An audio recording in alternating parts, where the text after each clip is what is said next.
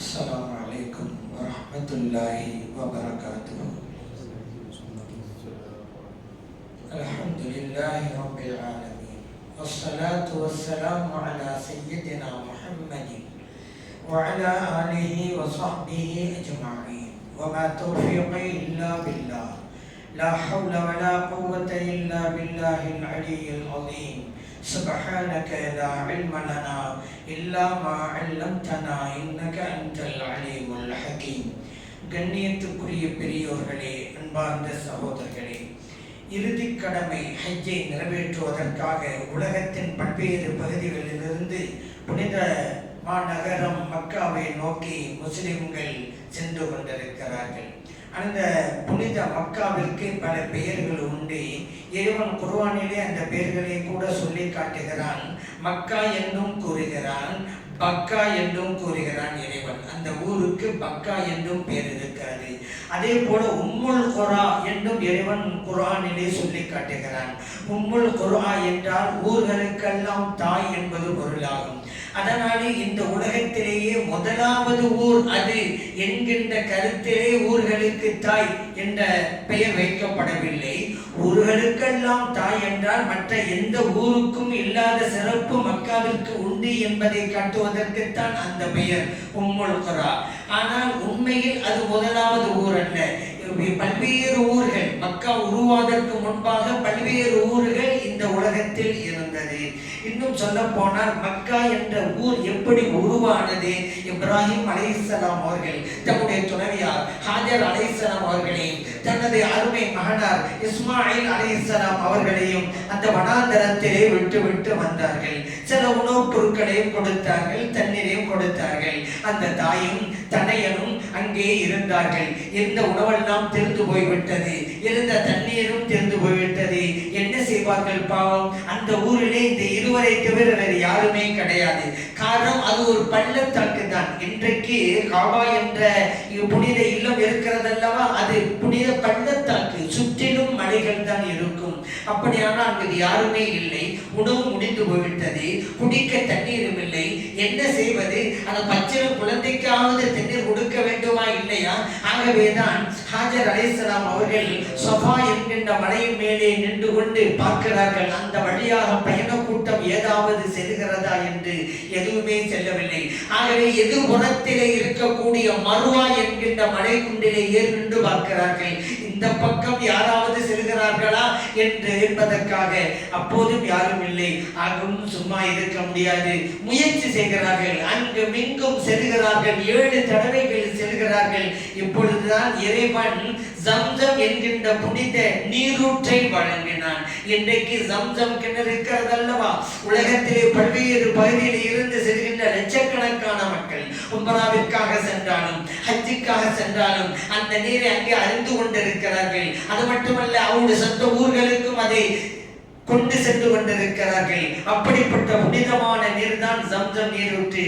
இன்றைக்கு அறிவியலாளர் எல்லாம் வியந்து பாராட்டுகிறார்கள், வியந்து பார்க்கிறார்கள். இப்படிப்பட்ட ஒரு அற்புதமான ஊற்று எப்படி இருக்கிறது என்று எங்களெல்லாம் ஆச்சரியமாய் இருக்கிறது என்று கூறுகிறார்கள். ஆம் தான். காரணம் என்ன தெரியுமா? இந்த ஜம்சம் நீரை அருந்திய பல நாட்கள் உணவு அருந்தாமல் உயிர் வாழ முடியும். ஏறத்தாழ உணவுக்கு நிகராகவும் இது இருக்கிறது. மற்ற தண்ணீர் தாகம் தீர்க்கும், அவ்வளவுதான், பசி அகற்றாது. ஆனால் ஜம்சம் நீர் பசியையும் அகற்றும். அத்தகைய ஆற்றல் உள்ள நீர் தான் அந்த ஜம்சம் நீர். அது மட்டுமல்ல, எத்தனை ஆண்டு காலங்கள் இருந்தாலும் சரிதான், எந்த ஒரு மாற்றமும் ஏற்படாத புனித நீர் தான் அந்த ஜம்சம் நீர். அதை இறைவன் கொடுத்தான். ஹாஜர் அலைஹிஸ்ஸலாம் அவர்கள் செய்த முயற்சிக்கு இறைவன் கொடுத்த பரிசு. இப்படி இருந்து கொண்டிருந்த நேரத்தில் தான் பொதுவாகவே தண்ணீர் உள்ள இடத்திலே மேலே பறவைகள் பறக்கும். அதை நீங்கள் பார்த்திருப்பீர்கள். அந்த வழியாக சென்ற பயண கூட்டங்கள் பார்க்கிறார்கள். பறவைகள் வட்டமடித்துக் கொண்டிருக்கின்றன. அவர்கள் அவர்கள் யூகிக்கிறார்கள். அப்படியானால் இங்கே தண்ணீர் இருக்க வேண்டும், தண்ணீர் இருக்கிற இடத்தில் தான் பறவைகள் இருக்கும் என்று பார்க்க வருகிறார்கள். அங்கே ஒரு பெண்மணியும் அவர்களுடைய குழந்தையும் இருப்பதை காண்கிறார்கள். அதே போல சம்சம் நீரூற்றை பார்க்கிறார்கள். பிறகு அவங்க ஒரு அனுமதி கேட்கிறாங்க. நீங்க அனுமதிச்சா இங்கே நாங்கள் குடியேற விரும்புகிறோம் என்றார்கள். இப்பொழுது ஆஜ் அலைஹிஸ்ஸலாம் சொன்னாங்க, தாராளமாக நீங்க குடியேறலாம், ஆனால் ஒன்று, இந்த சம்சம் நீரூற்றுக்கு நீங்கள் சொந்தம் கொண்டாட கூடாது என்றார்கள். நாங்கள் சொந்தம் கொண்டாட மாட்டோம். பிறகுதான் அந்த அரபிகள் எல்லாம் அங்கே குடியேறுகிறார்கள். ஒரு பின் ஒருவராக, குடும்பம் குடும்பமாக அவர்கள் குடியேறித்தான் மக்கா என்கின்ற ஊரே உருவாகிறது. ஹஜர் அலைஹிஸ்ஸலாம் அவர்களும் அவருடைய மகன் இஸ்மாயில் அலைஹிஸ்ஸலாம் அவர்களும் இருந்த நேரத்தில் எந்த ஒரு மக்களிலே ஊரே இல்லை, பிறகு உருகிறது. அதனாலதான் இஸ்மாயில் அலைஹிஸ்ஸலாம் அவங்களுக்கு கூட முஅர்ரபி என்று சொல்வார்கள். முஅர்ரப்னா என்ன அர்த்தம்? அரபியாக மாறியவர் அப்படின்னு அர்த்தம். ஏன் அவங்க அரபிகள் அல்ல, சொந்த நாடு அரபி அல்ல, அரபியாக மாறினார்கள், பிறகு அரபி பேச ஆரம்பித்தார்கள். ஏன்னா நம்ம மக்கள் அந்த ஊருக்கு வந்துட்டாங்கல்ல. இப்ராஹிம் அலைஹிஸ்ஸலாம் அவர்கள் பல தடவைகள் வந்து தன் மகனாரையும் தன்னுடைய துணைவியாரையும் பார்த்துவிட்டு எல்லாம் சென்றிருக்கிறார்கள். அது வேறு விஷயம். மக்கா என்கின்ற ஊர் இப்படித்தான் உருவானது. அந்த ஊருக்கு இறைவன் பல்வேறு சிறப்புகளை கொடுத்திருக்கிறான். நபிகள் நாயகம் ஸல்லல்லாஹு அலைஹி வஸல்லம் அவர்களுக்கு இறைவன் மிகப்பெரிய ஒரு முஅஜிஸாவை வழங்கினான் அல்லவா? அதுதான் விண்ணுலக பயணம். இந்த உலகத்திலே இருந்து கொண்டே இறைவனை பார்த்தல் என்கின்ற சிறப்பு எந்த ஒரு நபிக்கும் கிட்டவில்லை. ஆனால் நபி ஸல்லல்லாஹு அலைஹி வஸல்லம் அவர்களுக்கு இறைவன் கொடுத்தான். மூசா அலைஹிஸ்ஸலாம் அவர்கள் கேட்டார்கள், உன்னை நான் பார்க்க வேண்டும் என்று. ஆனால் இறைவன் அந்த வாய்ப்பை அவர்களுக்கு கொடுக்கவில்லை. மறுமையிலே எல்லோரும் இறைவனை பார்ப்போம், அது வேறு விஷயம். இந்த உலகத்தில் இருந்து கொண்டு பார்க்க முடியுமா? மூசா அலைஹிஸ்ஸலாம் அவர்கள் கேட்டார்கள், இறைவன் கொடுக்கவில்லை. இறைத்தூதர் ஸல்லல்லாஹு அலைஹி வஸல்லம் அவர்கள் கேட்கவில்லை, இறைவன் கொடுத்தான். அந்த விண்ணுலக பயணத்தை இறைவன் அமைத்ததே அந்த மக்காவில் தானே. நபி ஸல்லல்லாஹு அலைஹி வஸல்லம் அவர்கள் மக்காவில் இருந்து தான் விண்ணுலக பயணத்தை தொடங்குகிறார்கள். அப்படி ஒரு சிறப்பு அந்த மக்காவிற்கு உண்டு. அது மட்டுமல்ல, மனிதர்களை எல்லாம் புனிதர்களாக மாற்றுகின்ற ஆற்றல் அந்த ஊருக்கு உண்டு.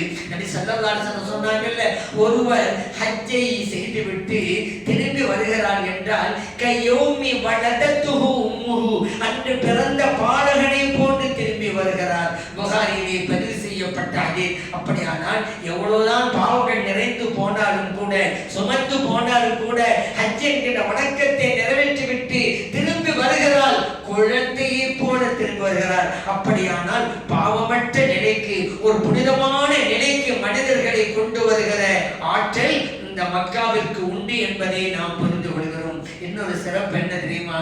இன்றைக்கு மக்காவுக்கு போங்க, உலகத்தில் இருக்கிற எல்லா வகை பழங்களும் அங்கே உண்டு. பல வகையான பழங்கள் அங்கே உண்டு. நீங்கள் பார்க்கலாம், விளைகிற ஊரில் கூட கிடைக்காமல் போகலாம், ஆனால் அங்கே கிடைக்கும். பல நாளைக்கு வருது. எப்படி அது கிடைக்குது? ஆப்பிள் ஆப்பிள்னா ஒரு ஆப்பிள் நம்ம வச்சுப்போம். அதுக்கப்புறம் ஆப்பிள், ரெட் ஆப்பிள், சிவப்பு கலரு, பச்சை கலரு, இங்க பார்க்கணும்ல மஞ்சள் கலரா, வேற என்ன கலரா, எல்லா வகையும் ஆப்பிள்களும் அங்க பார்க்கலாம். உதாரணம் ஆப்பிள்னு சொன்னேன். எப்படி இது எப்படி சாத்தியமானது? அதுவும் ஒரு பாலைவனம், அங்கே எந்த பழங்களும் விளைவதில்லை, ஆனால் உலகத்திலே வருகிற பழங்கள் எல்லாம் அங்கே உண்டு. இது பின்னால் இருக்கிற, இதற்கு பின்னணியில் இருக்கிற ஒரு துஆதான் காரணம். இப்ராஹிம் அலைஹிஸ்ஸலாம் அவர்கள் அங்கே காபாவை கட்டி எழுப்பதற்கு பின்னாலே இறைவனிடம் பிரார்த்தனை செய்கிறார்கள்.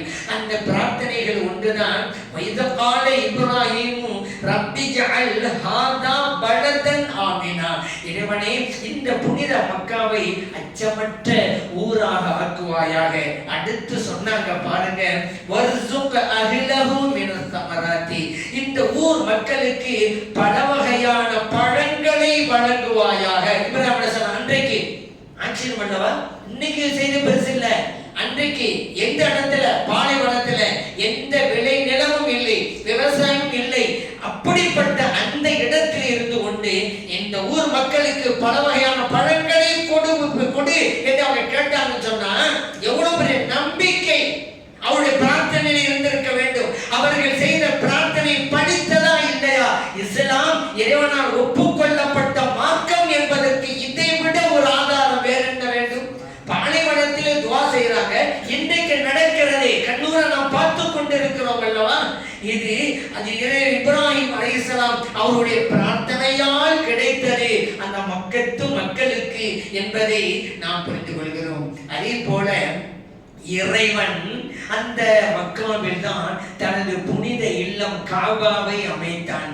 இன்றைக்கு உலகத்திலே பல ஊர்களில் பல நாடுகளில் லட்சோபலட்ச பள்ளிவாசல்கள் உண்டு. ஆனால் இறைவன் முதலாக அமைத்த பள்ளிவாசல் அந்த காபா தான். அதை இறைவன் குர்ஆன் சொல்லும் பொழுது இன்ன அவ்வல பைத்தின் உதிஅ லின்னாஸ் லல்லதி பிமக்கா, மக்களுக்காக இறைவனை வணங்க வேண்டும் என்பதற்காக அமைக்கப்பட்ட முதலாவது இல்லம் இறைவனுடைய இல்லம் மக்காவில் இருக்கக்கூடியது என்று இறைவன் சொல்லி காட்டுகிறான். முதல் இல்லத்தை இறைவன் மக்காவிலே அமைத்து அந்த மக்காவின் பெருமையை நமக்கு சுட்டி காட்டுகிறான். அது மட்டுமல்ல, அந்த மக்காவிலே ஏன் முதல் இல்லத்தை அமைக்க வேண்டும் அப்படி ஒரு கேள்வி எழுகிறது அல்லவா. எத்தனை ஊர் இருக்குதுல்ல, ஏன் அந்த மக்காவை இறைவன் தேர்ந்தெடுத்தான் அப்படின்னு சொன்னா இமாம்கள் சொல்லி காட்டுவார்கள், தனது ஹபீப் ஸல்லல்லாஹு அலைஹி வஸல்லம் அவர்கள் அந்த ஊரில் தான் பிறக்க போகிறார்கள் என்பதால் தனது முதல் இல்லத்தை அந்த மக்காவிலே அமைத்தான் இறைவன் என்று கூறுவார்கள். காரணம் என்ன, உலக மேற்பட கூட ஏறத்தாழ மத்திய பகுதியில தான் சவுதி இருக்கிறது. அந்த காபாங்கிற மக்காவும் மத்திய பகுதி, கரெக்டா மத்திய பகுதி சென்டர் அப்படிங்கறதல்ல, ஏறத்தாழ உலக உருண்டையில ஒரு மத்திய பகுதின்னு சொல்லலாம். அங்கதான் மக்கா, அங்கதான் நபி ஸல்லல்லாஹு அலைஹி வஸல்லம் அவர்களை இறைவன் பிறக்க வைக்க போகிறான். ஆகவே அவர்கள் பிறப்பதற்கு முன்பாகவே தனது முதல் இல்லத்தை காபாவை இந்த ஊரிலே அமைத்து வைத்து விட்டான் இறைவன். எல்லா நபிமார்களும் வந்தார்கள் அந்த மக்காவிற்கு ஹஜ்ஜை செய்ய வேண்டும் என்பதற்காக. அதற்கு மட்டுமா, இந்த மண்ணில் தானே இறுதி தூதர் முஹம்மது ஸல்லல்லாஹு அலைஹி வஸல்லம் அவர்கள் பிறக்க போகிறார்கள். ஆகவே அந்த மண்ணையும் தரிசிக்க வேண்டும் என்பதற்காக தான் எல்லா நபிமார்களும் அந்த ஊருக்கு வருகை தந்தார்கள். எல்லா நபிமார்களுடைய கால் பாதங்களை சுமந்த புண்ணிய பூமிதான் அந்த மக்கா மாநகரம். அதே போல நபி ஸல்லல்லாஹு அலைஹி வஸல்லம் அவர்களையே அந்த மத்திய பகுதியில அனுப்பி வைக்கணும் அப்படின்னு கேட்டா இறைவன் சொல்றாங்க அல்லவா, சிராஜம் முனீரா, நபி ஸல்லல்லாஹு அலைஹி வஸல்லம் அவர்களை ஒளி சிந்தும் விளக்காக நாம் அனுப்பி வைத்தோம் என்கிறான். விளக்கு அது ஏற்றி வைத்தோம் வச்சுக்கிறங்க, அதனுடைய வெளிச்சம் 4 பகுதிகளுக்கும் செல்லும். நபி ஸல்லல்லாஹு அலைஹி வஸல்லம் அவர்களே அந்த சிராஜ் விளக்கு என்கிறான். காரணம், உலகத்தின் பல பகுதிகளில் வாழ்கிற எல்லா மக்களுக்கும் அவர்கள் இறை தூதராக வந்திருக்கிறார்கள் என்பதை காட்டுவதற்குத்தான். மற்ற நபிமார்கள் எல்லாம் ஒரு மொழி பேசக்கூடியவர்களுக்கு அல்லது ஒரு நாட்டை சார்ந்தவர்களுக்கு அல்லது ஒரு இனத்தை சார்ந்தவர்களுக்கு இப்படித்தான் இறை தூதராக வந்தாங்க. ஆனா ஒட்டுமொத்த மக்களுக்கும் இறை தூதராக வந்தவர்கள் நபிகள் நாயகம் ஸல்லல்லாஹு அலைஹி வஸல்லம் அவர்கள். வமா அர்ஸல்னாக இல்லா காஃபத்தல் லின்னாஸ், மனித சமூகம் அத்தனை பேருக்கும் உங்களை நாம் இறை தூதராக அனுப்பி வைத்தோம் என்று இறைவன் சொல்லி காட்டுகிறான். ஆகவே சராஜ முனீரா, உலகத்தின் பல்வேறு பகுதிகளுக்கும் இறை தூதர் என்பதால் ஏறத்தாழ பூமி உருண்டையிலே மத்திய பகுதியான அந்த மக்காவிலே இறைவன் நபி ஸல்லல்லாஹு அலைஹி வஸல்லம் அவர்களே கொண்டு வந்தான். அந்த மக்காவிலே இன்னொன்று காபா இருக்குது, எல்லாம் தவாப் செய்யறோம் அல்லவா. என்ன ஒரு ஆச்சரியம், உலகத்திலே தாஃப் என்கின்ற வணக்கம் செய்யப்படுகிற ஒரே இடம் மக்கா தான். வேற எந்த இடத்துல தவாப் செய்ய முடியுமா? முடியாது. எந்த ஊரிலும்ங்கிறதல்ல, எந்த இடத்திலும் கிடையாது. தவாஃப் என்றாலே அந்த காபாவில் தான் செய்ய முடியும். தவாஃப் என்கின்ற உயர்ந்த வணக்கத்தை செய்யப்படுகிற புனித ஊர் அந்த மக்கா என்பதையும் நாம் புரிந்து கொள்கிறோம். அது மட்டுமல்லங்க, உன்ன மக்கத்து மக்களுக்கு இறைவன் கொடுத்த சிறப்பு என்ன தெரியுமா? காபாவை முன்னோக்குவார்கள் தொழுகையிலே, 4 திசைகளிலிருந்தும் முன்னோக்குவார்கள். இந்த வாய்ப்பு அவர்களுக்கு தான் கிடைத்தது. உலகத்தின் வேறு பகுதியில் வாழ்கிற மக்களுக்கு இது உண்டா? நமக்கு இங்கே உண்டா? நாம் இந்த மேற்கு பக்கம் தான் முன்னோக்க வேண்டும். இப்படி தொழுகை கிழக்கு பக்கமான தொழுகையே கூடாது, அல்லது வடக்கு தெற்கு கூடுமா? கூடாது. காரணம் என்ன? காபாங்கிறது நமக்கு மேற்கு திசையிலே இருக்குது. இந்த உலகத்துல எந்த நாடா இருந்தாலும் ஒண்ணு மேற்கை நோக்குவார்கள். நாம் எல்லாம் கிழக்கு பகுதியில் இருக்கிறோம், ஆனால் மேற்கு நோக்கிறோம். அதே போல மேற்கு பகுதியில் காபாவிற்கு மேற்கு பகுதியில் இருந்தால் அவர்கள் கிழக்கு நோக்குவார்கள், காபாவிற்கு வடக்கு பகுதியிலே இருந்தால் அவர்கள் தெற்கு நோக்குவார்கள், காபாவிற்கு தெற்கு பகுதியிலே இருந்தால் அவர்கள் வடக்கு நோக்குவார்கள். முன்னோக்குவார்கள். இப்படித்தான் ஏதோ ஒரு திசையில் தான். ஆனால் மக்களுக்கு கிடைத்த சிறப்பு என்ன தெரியுமா? அந்த ஊரிலே இருப்பவர்கள் 4 திசைகளிலிருந்தும் முன்னோக்குகிறார்கள். அங்கே காபாவுக்கு சென்று விட்டாலே பார்க்கலாம், அங்கே வளையமாக நிற்பார்கள். அவர் 4 திசையும் முன்னோக்குகிறார்கள். அந்த காபாவுக்கு மஸ்ஜிதுல் ஹரம் பள்ளிவாசல் வெளிப்புறத்திலே வந்தால் காபாவுக்கு வலது இடது இந்த பக்கம் அந்த பக்கம் அவர் முன்னோக்குவார்கள். அந்த ஊர் மக்களுக்கு மட்டும் கிடைத்திருக்கிற மிக சிறப்பான ஒரு அம்சம் தான் இது அப்படிங்கிறத நாம் புரிந்து கொள்ளலாம். அது மட்டுமல்லங்க, நபி ஸல்லல்லாஹு அலைஹி வஸல்லம் அவர்கள் விரும்பிய கிப்லா உள்ள ஊர் அந்த மக்கா. காரணம், ஸல்லல்லாஹு அலைஹி வஸல்லம் இங்க மதீனா வந்ததுக்கு பின்னாலே என்னுடைய ஆணையை ஏற்று பைத்துல் முகத்தஸை நோக்கி தொழுதாங்க. ஆனாலும் அவருடைய உள்ளம் என்னமோ காபாவை நோக்கித்தான் இருந்தது. ஆகவே அடிக்கடி வானத்தை பார்ப்பாங்க. அல்லாஹ் தஆலா அவருடைய விருப்பத்தை நிறைவேற்றும் வகையில வகையை எடுத்து வைக்க மாட்டானா, ஜிப்ரீல் அலைஹிஸ்ஸலாம் அவர்கள் இறங்க மாட்டார்களா என்று வானத்தை அடிக்கடி பார்ப்பாங்க. ஏறத்தாழ 17 மாதங்கள் 17 மாதம் தான் பைத்துல் முகத்தஸை நோக்கி தொழுதாங்க. 17 மாதங்கள் முடிஞ்ச உடனே இறைவன் வசனத்தை இறக்கி வைக்கிறான். சும்மா சட்டத்தை மட்டுமல்ல, நபி ஸல்லல்லாஹு அலைஹி வஸல்லம் அவருடைய செயலையும் அங்கே குறிப்பிடுகிறான். கதனரா தகல்லுப வஜ்ஹிக பிஸ்ஸமா. நபி அவர்களே, நீங்கள் அடிக்கடி வானத்தை முன்னோக்குகிறார்கள், உங்களுடைய முகத்தை வானத்தை நோக்கி முன்னோக்கி கொண்டே இருக்கிறீர்கள். அதை நாம் பார்த்து கொண்டுதான் இருக்கிறோம். பலன் வள்ளி என்ன கிபிலத்தன் தல்லா. உங்களுக்கு விருப்பதானே காபா தானே கிபிலா? உங்களுடைய விருப்ப பிரகாரம் நீங்கள் விரும்புகின்ற காபாவை கிபிலாவாக உங்களுக்கு நான் வச்சிட்டேன். எனவே நீங்க காபாவை முன்னோக்கி தொழுங்க என்று அல்லாஹ் தஆலா வசனத்தை இறக்கி வச்சிட்டான். அப்படியானால் நபி ஸல்லல்லாஹு அலைஹி வஸல்லம் அவர்கள் விரும்பிய காபா இருக்கிற ஊர், விரும்பிய கிப்லா இருக்கிற ஊர் அந்த மக்கா என்பதை நாம் புரிந்து கொள்கிறோம். நபி ஸல்லல்லாஹு அலைஹி வஸல்லம் அவர்கள் பிறந்த அந்த புனிதமான ஊர் மக்கா பல்வேறு இடங்களையும் பல பகுதிகளையும் உட்கொண்டதாக இருக்கிறது. இன்னும் சொல்ல போனா இந்த உலகத்திலேயே மண் உருண்டை இருக்கிற பூமி உருண்டை, இந்த பூமி உருண்டையில சொர்க்கத்து பொருள் ஒன்று இங்கே இருக்கிறது என்றால் அது மக்காவிற்குத்தான் கிடைத்தது. அந்த ஹஜ்ருல் அஸ்வத் கல் இருக்க நபி ஸல்லல்லாஹு அலைஹி வஸல்லம் சொன்னாங்க, சொர்க்கத்திலிருந்து வந்த கல் அப்படிங்கிறாங்க. சொர்க்கத்திலிருந்து வருகின்ற போது வெண்ணிறமாக இருந்தது, பாலை விடவும் வெண்ணிறமாக இருந்தது. மனிதர்களுடைய பாவங்களை சுமந்து கருநிறமாக மாறிவிட்டது என்றார்கள். திர்மிதியிலே பதிவு செய்யப்பட்ட ஹதீஸ். நம்ம போய் ஹஜ்ருல் அஸ்வத் கல்ல பார்த்து வச்சிருக்கீங்களா? சொர்க்கத்து பொருளை பார்த்திருந்தா. இந்த உலகத்தில் சொர்க்கத்தின் பொருள் எங்க இருக்குதுன்னு கேட்டா மக்கா தான். தண்ணீரை கொண்ட அந்த ஹஜ்ருல் அஸ்வதின் மூலமாக அந்த மக்கா சிறப்படைந்திருக்கிறது என்பதையும் நாம் இங்கே புரிந்து கொள்கிறோம். அங்கே அரஃபா மைதானம் இருக்கிறது, மினா என்கின்ற இடம் இருக்கிறது, முஸ்தலிஃபா இருக்கிறது, ஜன்னத்துல் முஅல்லா இருக்கிறது.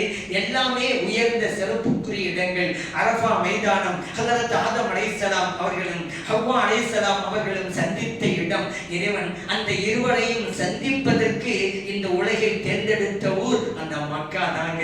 அது மட்டுமல்ல, இந்த மினாவில் தான் இப்ராஹிம் அலைஹிஸ்ஸலாம் அவர்கள் தம்முடைய மகனார் இஸ்மாயில் அலைஹிஸ்ஸலாம் அவர்களை அறுத்து பலியிட அழைத்து சென்றார்கள்.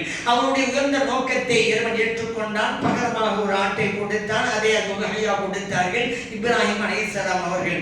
இந்த நிகழ்வு நடந்த இடம் மினா மக்காவில் தான் இருக்கிறது. அதே போல மஸ்ஜிதுல் ஜின் என்று சொல்லுவாங்க, ஜின் பள்ளிவாசல் மக்காவில் இருக்குது. ஜின் பள்ளிவாசல் மனிதர்கள் கட்டிய பள்ளிவாசல் தான், பேரு ஜின் பள்ளிவாசல். காரணம், அந்த இடத்திலே ஜின் சம்பந்தப்பட்ட நிகழ்வு நடந்தது. நபி ஸல்லல்லாஹு அலைஹி வஸல்லம் அவங்களை சந்திச்சு குர்ஆன் ஓதுறதை கேட்டது ஜின்களுடைய கூட்டம். குல் மா ஊஹிய இலைய அன்னஹு இஸ்தமஅ நஃபரும் மினல் ஜின்னி. குர்ஆன்ல அல்லாஹ் சொல்லிட்டான். சூரத்துல் ஜின்ல அந்த சூராவுக்கு பேரே ஜின் சூரான்னு அல்லாஹ் பேர் வச்சிட்டான். அதில ஜின்கள் நபி ஸல்லல்லாஹு அலைஹி வஸல்லம் அவர்களை சந்தித்து குர்ஆன் ஓதுவதை கேட்டன அப்படின்னு இருக்குதா. இந்த நிகழ்வு நடந்த இடம் தான் இன்னைக்கு மஸ்ஜிதுல் ஜின், ஜின் பள்ளிவாசல். அதேபோல ஜன்னத்துல் முஅல்லா என்கின்ற கபர்ஸ்தான் இருக்கிறது. பல சஹாபா பெருமக்கள், குறிப்பாக அன்னை ஹதீஜா ரலியல்லாஹு அன்ஹா அவர்கள், கண்மணி நாயகம் ஸல்லல்லாஹு அலைஹி வஸல்லம் அவருடைய அருமை துணைவியார் ஹதீஜா ரலியல்லாஹு அன்ஹா அவர்கள் அங்குதான் நல்லடக்கம் செய்யப்பட்டிருக்கிறார்கள். அப்படிப்பட்ட புனிதமான இடம் அங்கு இருக்கிறது. அந்த ஜன்னத்துல் அல்லாவுக்கு பக்கத்திலே தான் நபி ஸல்லல்லாஹு அலைஹி வஸல்லம் அவர்கள் ஃபத்ஹ் மக்காவின் போது ஒரு கொடியை கொடுத்து ஊன்றுங்கள் என்றார்கள். அந்த இடமும் அங்குதான் இருக்கிறது. இப்படி பல்வேறு சிறப்புகள். இன்னொன்று அபூ குபைஸ் மலை இருக்கிறது. அபூ குபைஸ் மலை, அதாவது சஃபாங்கிற குண்டு இருக்கிறது அல்லவா, அதற்கு பக்கத்துல பள்ளிவாசலுக்குள்ள சஃபா இருக்குது, பள்ளிவாசலுக்கு வெளியில அபூ குபைஸ் மலை இருக்குது. இப்ராஹிம் அலைஹிஸ்ஸலாம் அவர்கள் ஹஜ்ஜுக்காக வேண்டி மலையின் மீது ஏறி நின்று அழைப்பு கொடுத்தார்கள், இவருடைய கட்டளை நிறைவேற்றுவதற்காக. அல்லாஹ் குர்ஆன் சொன்னான்ல, வஅத்தின் ஃபின்னாஸ், மக்களுக்கு நீங்கள் அறிவிப்பு செய்யுங்கள், பில் ஹஜ், ஹஜ்ஜை நிறைவேற்ற வேண்டும் என்பதற்காக. குர்ஆன் அல்லாஹ் சொன்னான். இப்ராஹிம் அலைஹிஸ்ஸலாம் அவர்களுக்கு இறைவன் கட்டளை போட்டான். இப்ராஹிம் அலைஹிஸ்ஸலாம் அவர்கள் மலைக்கு மேலே ஏறினாங்க, அழைப்பு கொடுத்தாங்க. நம்ம எல்லாம் தெரிஞ்சதுதான். சரி, எந்த மலையின் மீது ஏறி நின்று அழைப்பு கொடுத்தார்கள்? அதுதான் அபூ குபைஸ் மலை. அந்த மலைக்கு இன்னொரு சிறப்பு என்ன தெரியுமா? உலகத்திலே இருக்கிற மலைகளில் எல்லாம் முதலாவது மலை அபூ குபைஸ் மலை தான். உலகத்தில் எவ்வளவு மலை இருக்கு? இப்ப இந்தியாவில எவ்வளவு மலை இருக்கு? அரபு நாட்டில் சொல்ல தேவையில்லை, அவ்வளவு மலைகள் இருக்குது. முதலாவது மலை அபூ குபைஸ் மலை. அந்த முதலாவது மலையை அமைப்பதற்கு இறைவன் தேர்ந்தெடுத்த ஊர் அந்த மக்கா என்பதுதான். அந்த மக்காவிலே இன்னும் சிறப்பு என்னங்க? நபி ஸல்லல்லாஹு அலைஹி வஸல்லம் அவர்களுக்கு நபித்துவம் வழங்கப்பட்டதல்லவா, அது அந்த மக்காங்கிற ஊர் தாங்க. இஸ்லாம் முதலாக பிறந்ததல்லவா, அங்கிருந்து புறப்பட்டதல்லவா, அது மக்காங்கிற இடம் தாங்க. வஹி, இறைவனுடைய செய்தி இறங்கியதல்லவா, முதலாக அது மக்காவில் தானே. நபி ஸல்லல்லாஹு அலைஹி வஸல்லம் அவர்கள் ஹிராக்குவில் இருந்தபோது ஜிப்ரீல் அலைஹிஸ்ஸலாம் அவர்கள் இக்ரா பிஸ்மி ரப்பிக்கல் அந்த சூராவை இறக்குனாங்கல்ல. முதலாவது அந்த சூராவை இக்ரா பிஸ்மி ரப்பிக்கல் லதீ ஹலக்கல் இன்சான மின் அலக் அப்படிங்கிற அந்த சூரால 5 வசனங்கள் மட்டும் முதலாவதா இறங்கியது. மற்ற வசனங்கள் பிறகுதான். அந்த 5 வசனங்கள் முதலாக ஏறுகிறது நபி ஸல்லல்லாஹு அவர்களுக்கு ஹிரா குகையில் இருந்தபோது. அதுதான் முதலாவது வஹி. அதற்கு பின்புதான் அவர்கள் தங்களை நபி என்று பிரகடனப்படுத்துகிறார்கள். அப்படியானால் குர்ஆன் முதலாக இறங்கிய இடம், வஹி முதலாக இறங்கிய இடம் ஹிரா குகை. அந்த ஹிரா ஜபலுன் நூர் மக்காவில் தான் இருக்கிறது. இஸ்லாம் அங்கிருந்து தான் புறப்பட்டது. அந்த ஜபலுன் நூருக்கு நூர் மலைம்பாங்க. ஏன் தெரியுமா? அந்த நூறுனா ஒளிமலை, பிரகாசம். அந்த மலைக்கு அது பேரு 3 ஒளி சம்பந்தப்பட்டிருக்கிறது. நபி ஸல்லல்லாஹு அலைஹி வஸல்லம் ஒளியாக இருக்கிறார்கள், இறைவனும் ஒளியாக இருக்கிறான், குர்ஆனும் ஒளியாக இருக்கிறது. ஆகவே எப்படி இறைவன் குர்ஆனிலே சொல்ற அல்லாஹ் நூருஸ் ஸமாவாத்தி வல் அர்த், அல்லாஹ் வானம் பூமியினுடைய பேரொளியாக இருக்கிறான். அதே போல நபி ஸல்லல்லாஹு அலைஹி வஸல்லம் அவர்கள் முதலாவதாக படைக்கப்பட்ட பேரொளி. ஜாபிர் ரலியல்லாஹு கேக்குறாங்க, யா ரசூலல்லாஹ், அல்லாஹ் தஆலா முதலாக எதை படைச்சான் அப்படின்னு. நபி ஸல்லல்லாஹு சொன்னாங்க, அவ்வளு மா ஹலக்கல்லாஹு நூரி, அவ்வளு மா ஹலக்கல்லாஹு நூர நபியிக. ஜாபிர் அவர்களே, அல்லாஹ் முதல்ல எதை படைச்சான்னு கேட்டீங்களே, உங்க நபியினுடைய ஒளியைத்தான் இறைவன் முதலாக படைத்தான். முஸன்னஃப் அப்துர் ரஸாக்கிலே பதிவு செய்யப்பட்டிருக்கிறது. சரி, ஜிப்ரீல் அலைஹிஸ்ஸலாம் தான் குர்ஆனை கொண்டு வந்தாங்க. அவங்களும் ஒளியால் படைக்கப்பட்டவங்க. நபி ஸல்லல்லாஹு அலைஹி சொன்னாங்க, மலக்குகள் ஒளியால் படைக்கப்பட்டவர்கள், ஜின்கள் நெருப்பால் படைக்கப்பட்டவர்கள், மனிதன் மண்ணால் படைக்கப்பட்டவன் அப்படின்னு சொன்னார். ஜிப்ரீல் அலைஹிஸ்ஸலாம் அவர்கள் மலக்கு ஒளியால் படைக்கப்பட்டவர்கள். அல்லாஹ் ஒளியா இருக்கிறான், அவன் தான் குர்ஆனை இறக்கி வைக்கிறான். குர்ஆனை கொண்டு வந்தவர்கள் ஜிப்ரீல் அலைஹிஸ்ஸலாம் அவர்கள், அவர்களும் ஒளியால் படைக்கப்பட்டவர்கள். நபி ஸல்லல்லாஹு அலைஹி வஸல்லம் அவர்களுடைய ஒளி தான் முதலாக படைக்கப்பட்டது. 3 ஒளிகளும் அங்கே சம்பந்தப்படுகிறது. ஆகவே அந்த மலையின் பெயரே ஜபலுன் நூர், ஒளி மலை என்று பெயரா சூட்டப்பட்டு விட்டது.